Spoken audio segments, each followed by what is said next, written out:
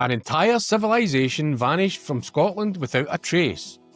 Over 1,000 years ago, the Picts, who built massive fortifications, carved hundreds of mysterious symbol stones, and dominated northern Britain for centuries, simply disappeared. Or did they?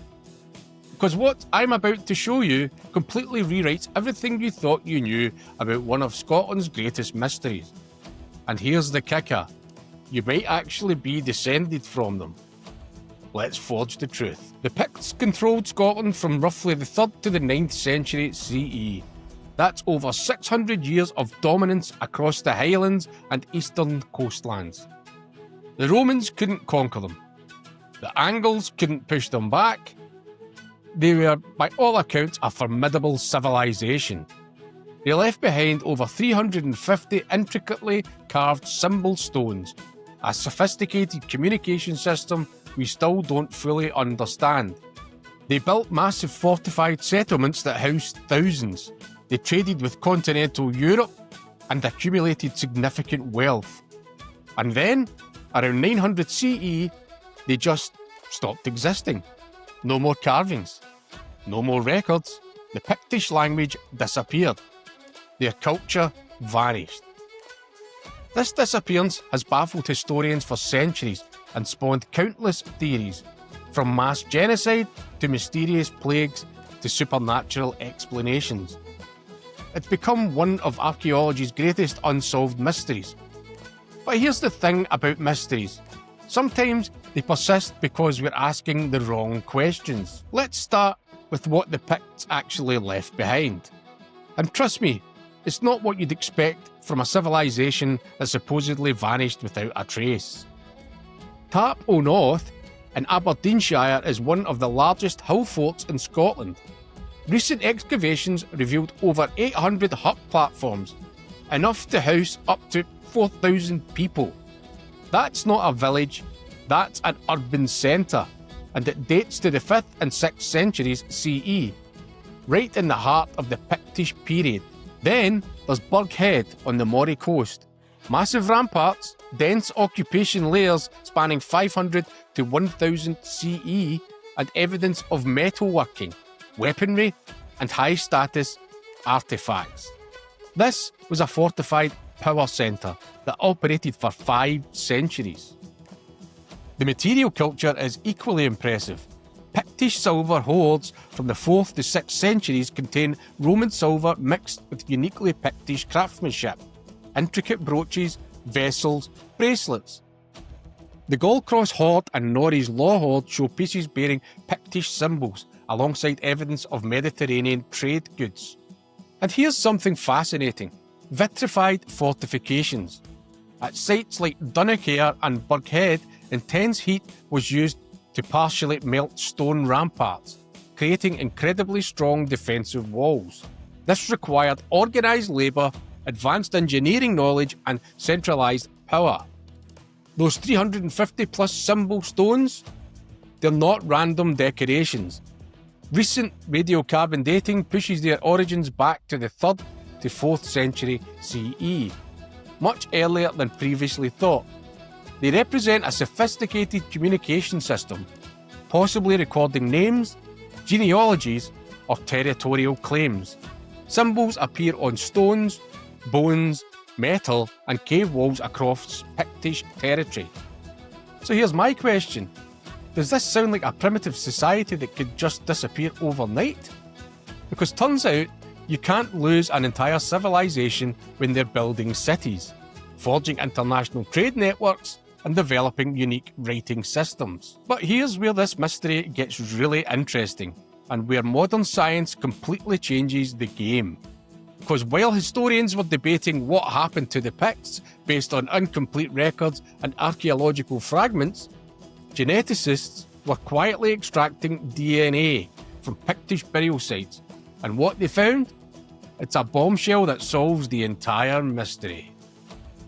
In 2019, researchers successfully extracted high-quality DNA from Pictish-era cemeteries at London, Links and Ballintor, sites dating from the 5th to 7th centuries CE. The results were definitive. The Picts descended from local Iron Age populations who were already present in Britain. They weren't mysterious invaders or a lost tribe. They were indigenous to Scotland, with genetic roots stretching back thousands of years. But here's the crucial finding. Modern populations from Western Scotland, Wales, Northern Ireland and Northumbria show significant genetic affinity with the Picts. The DNA analysis revealed haplotype sharing, essentially genetic markers passed down through generations. Translation: modern Scots, especially in the West, are directly descended from Picts. They didn't vanish, they're still here. You might be looking at one on your screen. So what actually happened around 900 CE? Political unification, not genocide. Kenneth MacAlpin, who reigned from 843 to 858 CE, united the Scottish Kingdom of Dalriada with the Pictish Kingdom. This wasn't a conquest in the traditional sense, it involved both military consolidation and dynastic alliance, possibly through Pictish inheritance customs that allowed succession through the female line. Kenneth moved sacred relics, including the Stone of Scone, to Fort Eviat, establishing it as the capital of the new Kingdom of Alba. Alba wasn't a single ethnic group, it was a political entity encompassing both Picts and Gaels. Here's the key: Kenneth bore the title King of the Picts, and his successors were recorded as King of Alba.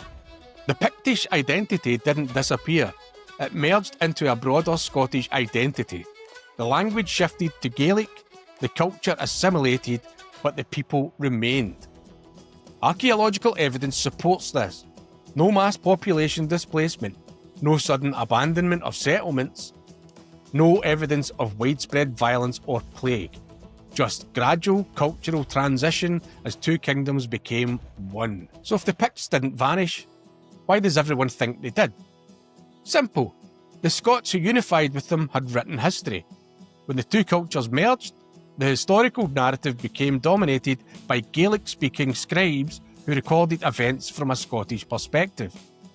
Pictish oral traditions and their unique symbols system weren't preserved in the same way.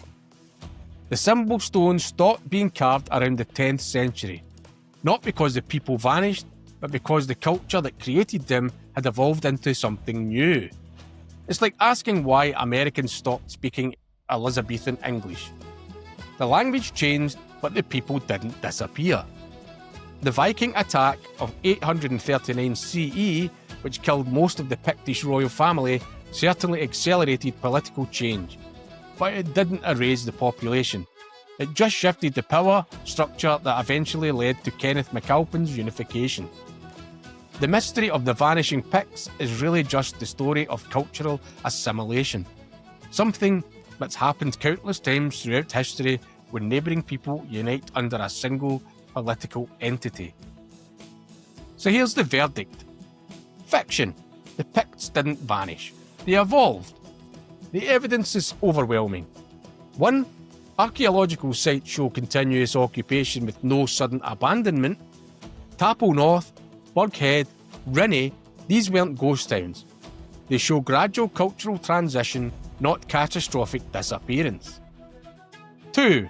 DNA analysis proves genetic continuity. The Picts' descendants are modern Scots, Welsh, Irish and Northumbrians. When you walk through Edinburgh or Inverness, you're walking among their descendants. 3. Historical records document political unification in 843 CE, not genocide or mysterious vanishing. Kenneth MacAlpin created the Kingdom of Alba by merging two existing kingdoms, a political evolution, not a population extinction. The Picts didn't disappear, their identity was absorbed into the emerging Scottish nation. Their genes, their settlements, their fortifications, their art, it all remained. What changed was the name, the language and the political structure. So the next time someone tells you the Picts mysteriously vanished, you can tell them the truth. They didn't go anywhere. In fact, if you've got Scottish ancestry, there's a very good chance you're descended from them. Turns out, The greatest mystery wasn't where they went, it was why we ever thought they left. Speaking of Scottish victories, there's one battle England really doesn't want you to know about. June 1314. 6,000 Scots faced 20,000 English knights in battle that changed Britain forever. The odds were impossible, the outcome was legendary. But was Bannockburn really the David versus Goliath story we've been told? Or is there something the history books aren't telling you about Scotland's most famous victory? Next time on Fact or Fiction Foundry, we're forging the truth about Bannockburn. And trust me, the reality is even better than the legend. Hit subscribe so you don't miss it. I'm digging through the battle records and what I found is going to surprise you.